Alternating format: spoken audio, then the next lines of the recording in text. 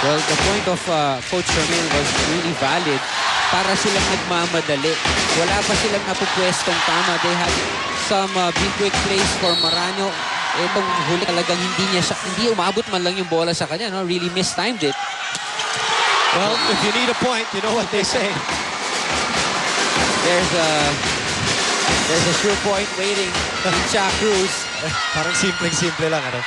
Wow, she's really elevated her game, both literally and figuratively. And you know, Charlene is the type of player who waits for her teammates to get into the groove first before she starts doing things.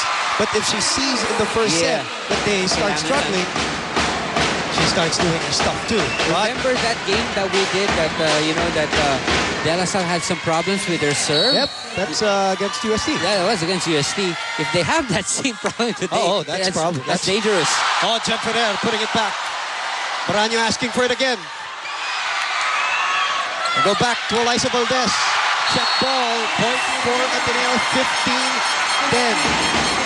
This rookie from Ateneo is such an amazing addition to this veteran lineup. We have some great rookies on the floor. Galang, Reyes for Ateneo, for LaSalle, and Eliza Valdez.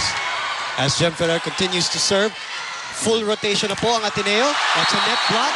Regardless, it goes back to LaSalle. Second technical timeout, and the Lady Eagles, the number 2 team, ahead by 6.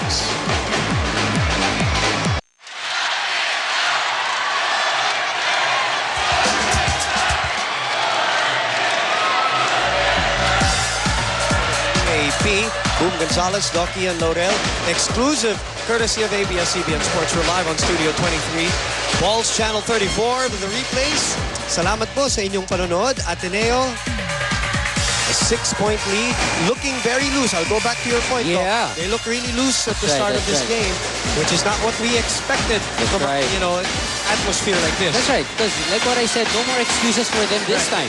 No, hindi pwede sabihin na rookies pa sila or they're not used to this kind of pressure. In fact, based on their opponent, they're the much more experienced squad, the more veteran squad. No touch. Ateneo gets the point. And there's a lot of talking of the net too, which is what we like to see. Again, remember, Galang is a rookie. Yep. And in situations... That's a tough one. That's a tough one. Now, you know that they're going to target Jem Ferrer when she's there at the front line and blocking and all of that. That's true. Unlikely service error from Jem Ferrer. Dominant LaSalle team, 13-0, only dropping 6 sets. They're the best spiking team, best blocking team, best serving team, also the best receiving team in the league. Wow. That's how dominant they've been this year. The rookie Galang down the line, puts it away. Great recognition by Galang, saying that seeing that there's a huge hole down the line. Ayun, kitang-kita, ang laki ng butas. So easy for her to bring that ball to the corner. 12 serving, 17. LaSalle also has not lost a set in the second round. Wow. They have owned Ateneo 8 straight times, 9 if you count that game that included what they said was the Jack Alarca for feature. Yes. And Ateneo gets that point. Marano has had a couple of attack errors in this game. Hasn't really had cleanly. Ooh. It's also tough from our angle. There looks like there's a shadow getting the line, but we don't know that.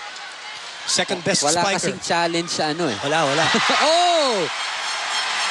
Cha Cruz has been having some difficulties with her reception. And remember the first point that she was also at fault in her reception. She's 6th best in terms of receiving. Probably, I dare say, and we've said this the last couple of years, Doc, she's probably the best all-around player there That is so true. Diba? And you look at her history as a LaSalle player, she started, utility, setter, that's true. Open hitter, nag-middle pa. Plays beach volleyball. Plays beach volleyball. But right now, it is Ateneo that is rolling with an 8-point lead. Paano klase na serve yung nakikita mo outside o inside? Going. Kasi paano ka pumayos sa bola? Late na eh. Nakababa na yung bola bago ka makapwesto. Hindi mo malalaman kung inside o outside. Di ba? Hindi ganun. Kayo, nagko-concentrate kayo sa kasama nyo eh. Mag-concentrate sa kalaban nyo kung anong ginagawa. Yung sinasabi ng kasama nyo, yun ang inintindi. Yung ginagawa ng kalaban nyo, intindihin nyo. Kung anong ginagalaw niyan. Ay, nako. Will LaSalle be able to get the monkey off their back in terms of finally sweeping a season? That's the question here. Last game of the elimination round, and there are still things undecided. If we go to a Final Four, LaSalle takes #1 spot. They'll go up against the #4 team, which, by the way, is still undecided. Hindi pa alam hanggang ngayon. Adamson and FEU will go at it for that 4th spot. Ateneo will go up against UST in the true. Final Four. Ooh! Overcooked. That's right. Zihar Vasho was underneath the ball. So, no angle for her to work with. Abigail Maraño.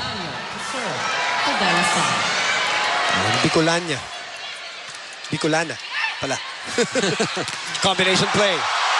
Shot Cruz saves it. Now it's a free ball. Easy over. Great combination play. Wow, Gretchen Ho. Wow. You see that play a lot, but you don't see her put strength behind that a lot. Alam mo, sumabit pa sa net to eh. Kung hindi nakasabit sa net, mas maganda pa yung angle ng palo ni Gretchen Ho. But again, Jem Ferrer, look at the control that she has. Waited for the fake of Zihar Vasho. The rookie also puts too much muscle behind the serve. 14 serving, 21. It's just the adrenaline in these girls right now. You're right. Ako nga, kinakabahan. Nararamdaman mo nag-pregame eh, kinikilabot ka. I mean, this is just collegiate sports at its best as outside. They called that one outside. Wow, back-to-back service error. You know what? That is so true. You know, especially in a sport that has been waiting to be on the mainstream again. And I think this year, Doc, we have won a lot of casual fans. Yeah, that is so I true. see a lot of faces. I was talking to a lot of the audience members earlier. Zihar Vasho commits a service error. And this is their first time to watch. Wow. To watch a game, a volleyball game live. That's true. It's school spirit now that they're here. Yeah, that's and true. sometimes that's how it is. You get introduced to it. You get wait, true. exciting pala. And then you start following Now it. you know. Yeah, I see a lot of high school students, That's even true. Poveda. That's true. They're in uniform here. Some of Wow. the players watching this game. Phil tried to go for the check. And these are their idols. You know, ito na, nagkakaroon na sila ng following. You know, the younger players now have players to emulate when they get into this collegiate Ba't di ka level. ba in-idolize nung Wala naglalaro ka? Alam mo, yun nga ang pinanghihinayangan Kasi ko. ako, idol kita dati Yung pa. pinanghihinayangan ko eh. Bakit ba walang nakapag-isip? Bata pa ako, idol na kita, Doc. O hindi, pinakikinggan na kita nun. Another long rally here. Cruz, unable to put it away. Yes, she does. Late yung habol ni Gretchen Ho for the block. That's why Cha Cruz drove it cross-court. Ateneo not able to keep it in play. Ayun, ito mo, Gretchen Ho a bit too late in catching up with a double block. Again, you need a point. Captain will deliver. Gumabaw, Michelle. Good serve. Again, they've been targeting Valdez. Yes. At sadya po yan dun sa mga nanonood ngayon po lamang. Yung mga pag-serve po na pumupunta sa particular player, hindi po pa champa-champa yan. That's true. Those are targeted serves. Those are guided serves. No? Even the strength, even the trajectory. Iniiwas sa libero. That's true. Gretchen Ho, one of the more popular Ateneo players. 2 points away from copying the first set. Ferrer opens up to Kainglet. Puts it away. Wow, Jem Ferrer was fading away when she gave out that set. So that was all upper body strength. And look at Phil Kainglet just split the block and get that point. Here's another girl who played basketball when she was young. Gretchen was targeting this area from the very start. Dyan din niya dinadala. But this time she tried to target our second referee. Si Lumar Pajarillo. Puntik ng tamaan. Buti na siya kesa tayo. Malayo-layo pa tayo. Si Larry muna. Ooh! And they give away a point. And just like their first meeting, the first set goes to Ateneo, which doesn't really mean anything in a game like That's this. true. Doc. That is The so only true. thing that it means is you get a foot ahead. That's true. And again, the service errors, we were talking about that earlier. That seems to be still a factor for the DLSU game. Back in a moment for the second set.